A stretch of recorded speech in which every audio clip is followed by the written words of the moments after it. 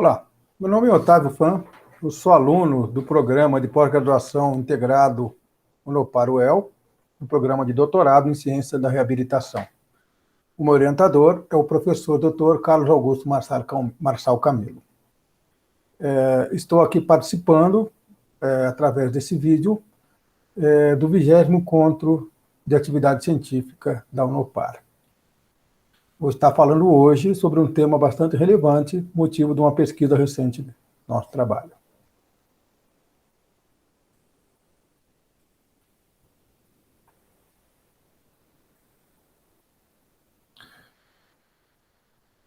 O motivo da nossa aula hoje é a análise da metilação global de DNA em pacientes com fibrose pulmonar idiopática. As doenças pulmonares intersticiais são um grupo heterogêneo de patologias, assim definidas porque têm em comum acometimento do espaço do interstício do pulmão e possuem características radiológicas e clínicas semelhantes. Dentre as doenças pulmonares intersticiais, a mais comum e a mais temida de todas, por características suas, vem a ser a fibrose pulmonar idiopática. Ela tem uma evolução rápida e, em muitos casos, pode levar a óbito em até 3 anos, sendo pior até que muitos cânceres. Tem vários fatores que estão associados à fibrose pulmonar idiopática. Fatores bem conhecidos, como o tabaco, alguns medicamentos e até características de exposição ambiental, ocupacional do paciente portador da doença. O que vem surgindo recentemente é a verificação de que certos genes, cerca de 17 genes, sabidamente estão relacionados com a manifestação dessa doença.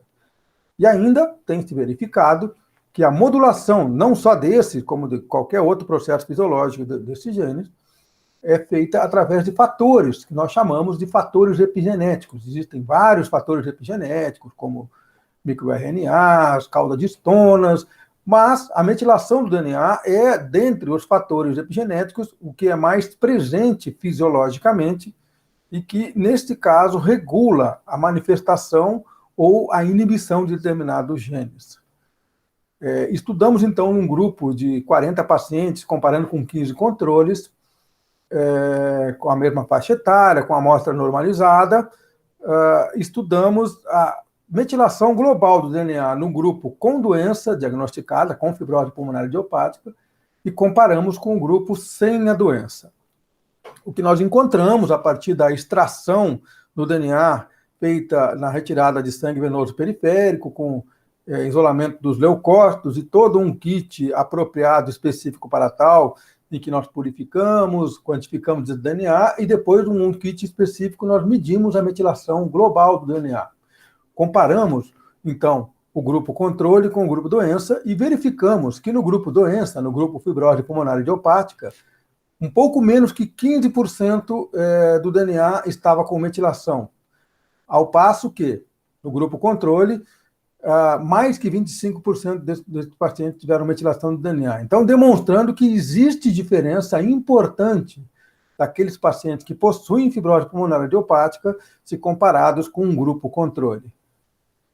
Isso, então, vem a encontro do que achados recentes já de literatura, em que demonstram achados bem próximos ao nosso, como podemos observar aqui nesse gráfico, comparado ao anterior.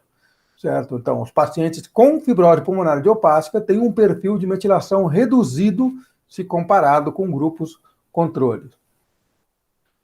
Nós concluímos, então, que pacientes com fibrose pulmonar idiopática apresentam um pior perfil de metilação do DNA e os valores da metilação do DNA parecem estar associados com maior gravidade da doença. Para aprofundarmos esse tema, será necessário estudar em amostras maiores e estudar também esses pacientes ao longo do tempo, realizando, então, um estudo longitudinal, já que o nosso estudo foi um estudo transversal.